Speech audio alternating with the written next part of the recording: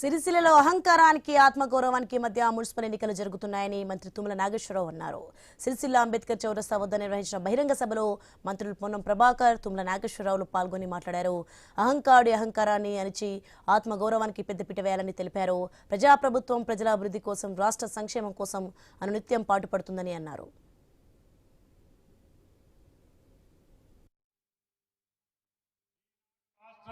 ఎక్కడా లేనటువంటి ఉద్వేగం, ఉత్సాహం కాంగ్రెస్ పార్టీ 2 సంవత్సరాల్లో చేసినటువంటి నేతన్నల కోసం, రైతన్నల కోసం, సామాన్యుల కోసం, శ్రమజీవుల కోసం, కష్టజీవుల కోసం, నిరుద్యోగుల కోసం, మహిళల కోసం చేసినటువంటి కార్యక్రమాల యొక్క స్పందనే సిరిసిల్ల సమావేశం యొక్క స్పందన అని చెప్పి మీకు ఈ సందర్భంగా మనం చేస్తున్నాం.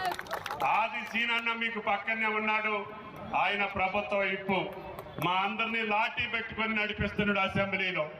కాబట్టి బలహీన వర్గాలకి ప్రతినిధిగా ఈనాడు మన మంత్రి ప్రభాకర్ గారు మహిళా తల్లులందరికీ ఉచిత బస్ సర్వీసే కాకుండా, విద్యుత్ శక్తి ఉచితంగా ఇవ్వటమే కాకుండా, గ్యాస్ బండను ఉచితంగా ఇవ్వటమే కాకుండా, పేద ప్రజలకి సన్న బియ్యం తోటి సంపన్నులాగా అన్నం తినే అవకాశం ఇచ్చినటువంటి ప్రభుత్వం